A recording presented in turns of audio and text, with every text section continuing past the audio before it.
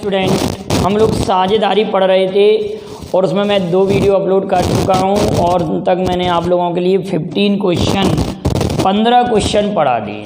तो साझेदारी का क्या नियम अभी तक हमने पढ़ा था उसको समझते हैं। हमने ये पढ़ा था कि समान समय के लिए अगर पूंजी C1, C2 और C3 लगाते हैं, समान समय के लिए अगर 3 साझेदार A, B तथा C पूंजी C1, C2 और C3 लगाते हैं तो लाभांश को C1 ratio C2 ratio C3 के रेशो में बांटा जाता है। लाभांश इस अनुपात में बांटा जाएगा। एक पॉइंट तो ये है, लेकिन कहीं अगर ऐसा होता, जैसा कि हमने 15 क्वेश्चन पढ़ा था, कि अगर पूंजी समान है और समय अलग अलग है, समय अलग अलग है तो लाभांश T1, T2 और T3 के रेशो में बांटा जाएगा। क्या कह रहे हैं बेटा, समझिए आप लोग।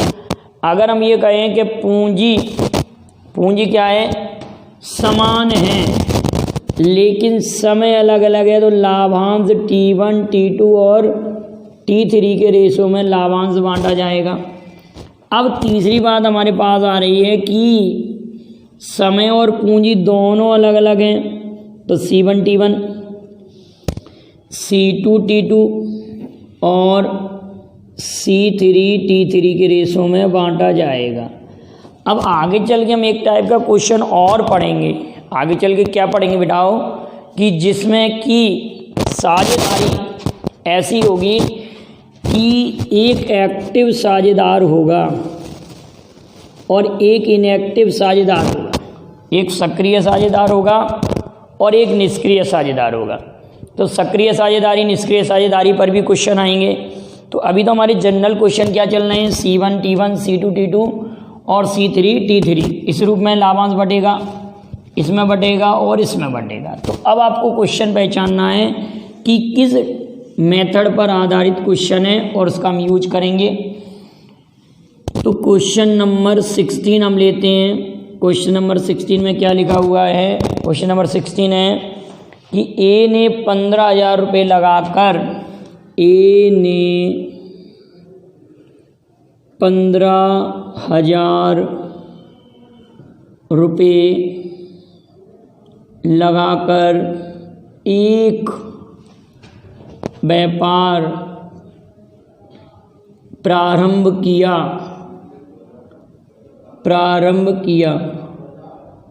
ए ने 15,000 रुपये लगाकर एक व्यापार प्रारंभ किया। 3 महीने बाद बी ने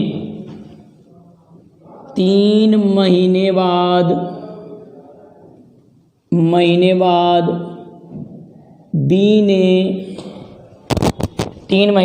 बी ने 45,000 रुपये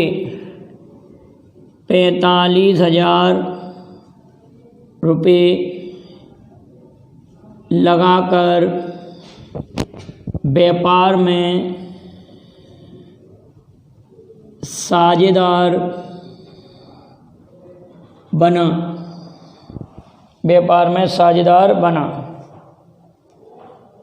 साझेदार बना। यदि वर्ष के अंत में मुझे 5,850, यदि वर्ष के अंत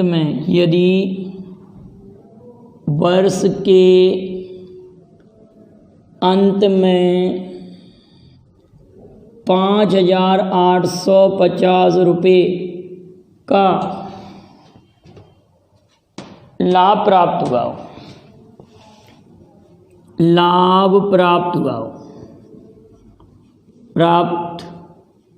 हुआ हो तो उस लाभ में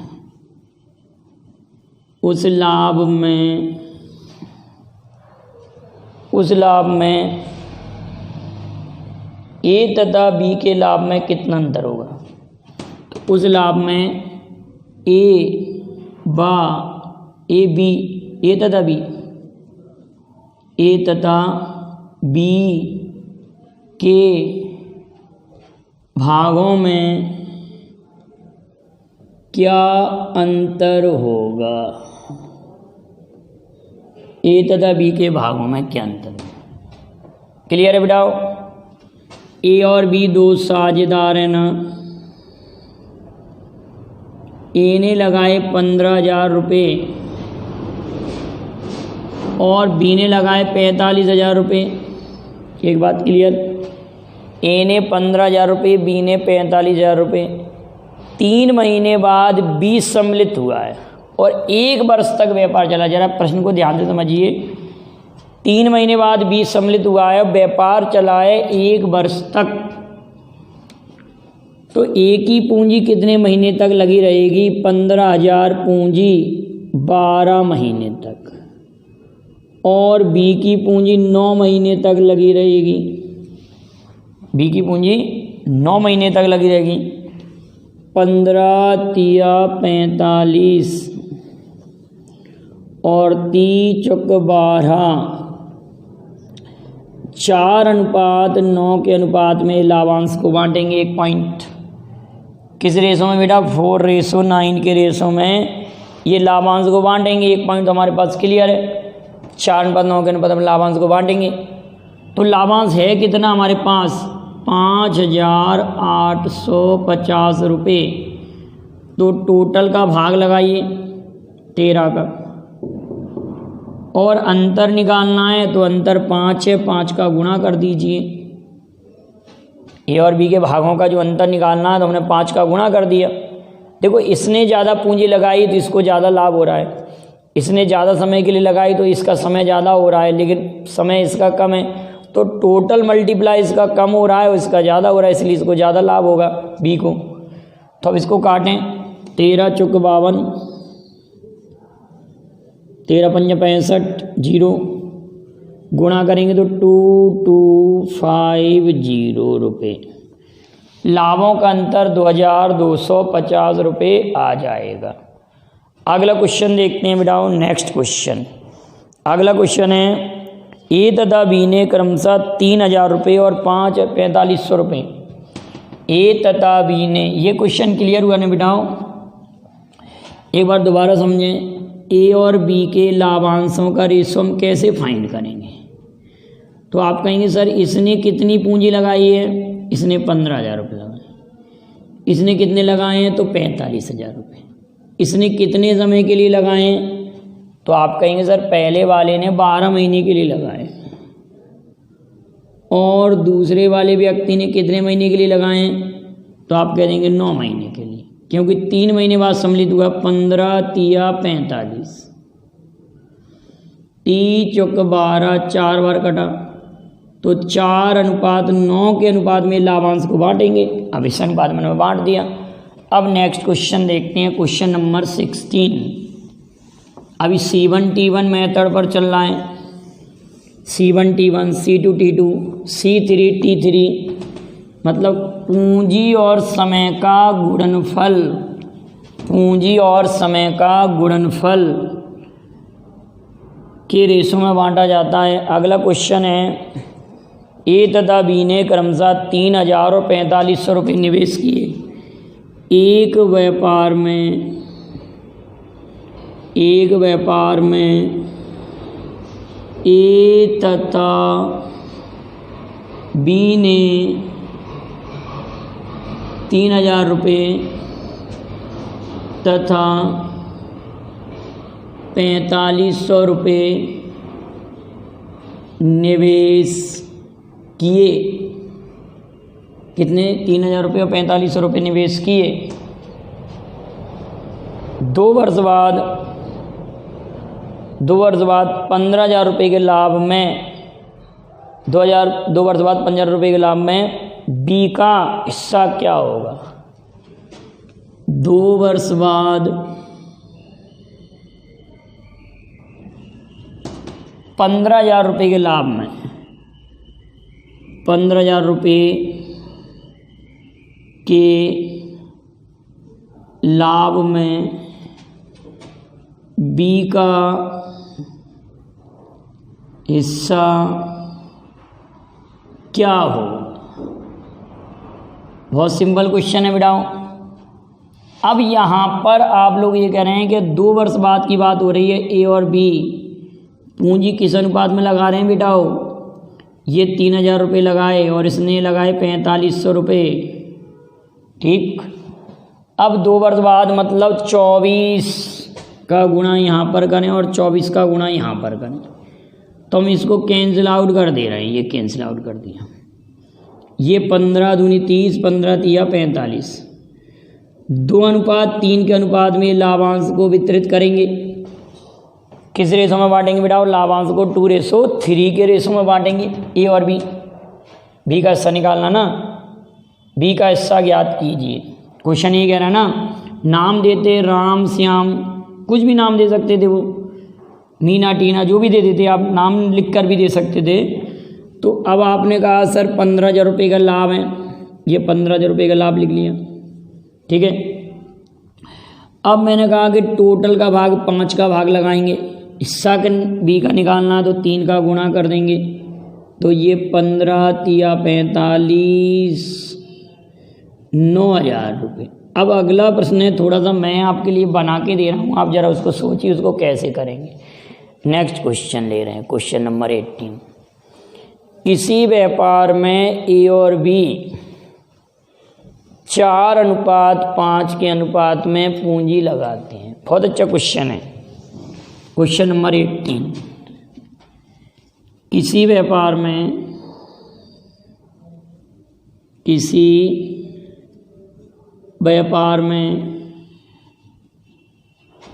ए तथा बी 4:5 के अनुपात में, 5 के अनुपात में पूंजी लगाते हैं।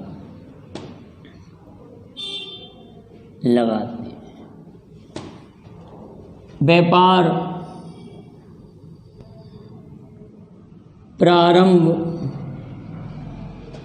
होने के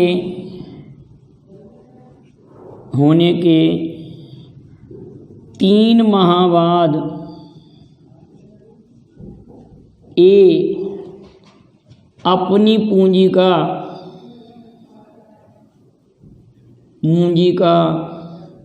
25% तथा बी अपनी पूंजी का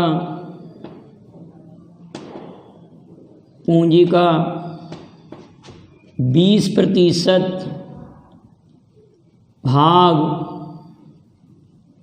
निकाल लेता है।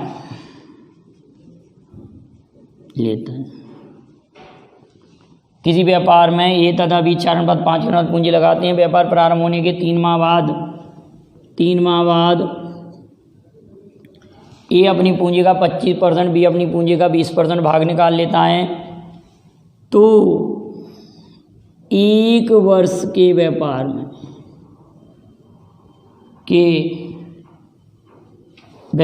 में वे लाभांश किस अनुपात में बांटेंगे।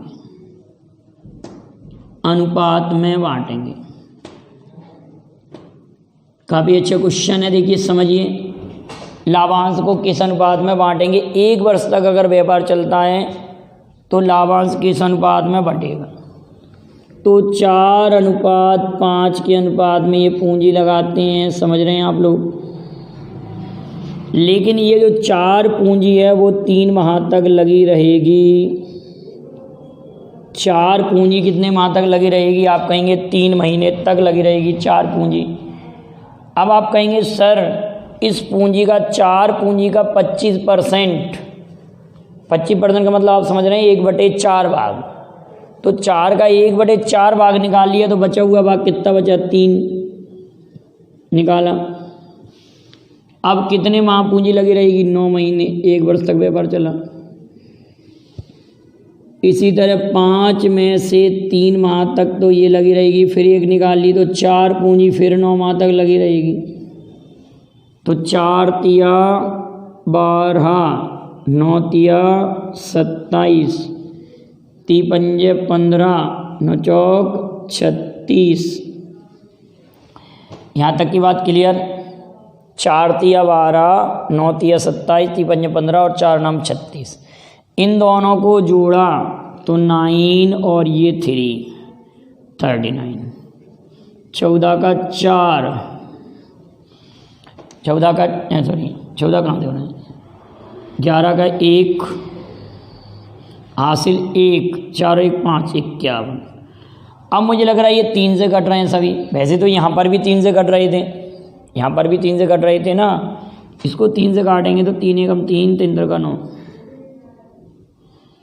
3 एकम 3 और 30 सत्ते 21। 13:17 के अनुपात में ये पूंजी को बांटेंगे। किस रेशो में पूंजी बटेगी बेटाओ? 13:17 के अनुपात में पूंजी को ये बांटा जाएगा। बिल्कुल क्लियर आ गया होगा समझ में। ऐसे ही क्वेश्चन ए को ले रहा हूँ। ए और बी। अगला क्वेश्चन आ रहा है, क्वेश्चन नंबर 19। ए तथा बी 6:5 के अनुपात में पूंजी लगाते हैं। व्यापार प्रारंभ होने के 3 माह बाद ए अपनी पूंजी का 1/6 भाग, पूंजी का 1/6 भाग तथा बी अपनी पूंजी का 1/5 भाग निकाल लेता है तो 10 महीने के व्यापार में, तो 10 महीने के व्यापार में वे लाभांश को किस अनुपात में बांटेंगे? क्वेश्चन बदल गया। कितने महीने के व्यापार में? 10 महीने के व्यापार में वे लाभांश को किस अनुपात में बांटेंगे? तो ए ने पूंजी लगाई 6 और कितने माह तक लगी रही? 3 माह तक। ए ने पूंजी का 1/6 भाग निकाल लिया, मतलब 5 भाग लगा रहा, और ये 7 महीने तक लगा रहेगा, क्योंकि व्यापार 10 महीने तक चला है ना बेटाओ। व्यापार आप समझ रहे हैं ना, 10 महीने के व्यापार में भी लाभांश को किस अनुपात में बांटेंगे? तो व्यापार 10 महीने तक चला रहेगा ना, 3 महीने तक तो इसकी पूंजी लगी रहेगी जितनी थी। उसी प्रकार अगले की पूंजी 5 पूंजी 3 महीने तक लगी रहेगी। उसने 1/5 निकाली तो उसकी पूंजी रह गई 4 और वो लगी रहेगी 7 महीने तक। 36 18, 7 पंजे 35, 3 पंजे 15 और 7 चौक 28। 36 18, 7 पंजे 35, 3 पंजे 15 और 7 चौक 28। अब इसको जोड़ेंगे। 8 5 13 की 3 हासिल 1, 4 और 1 5 53 अनुपात, फिर 13 की 3, फिर हासिल का 1, 53 अनुपात 43। कितना शानदार रेशो बना!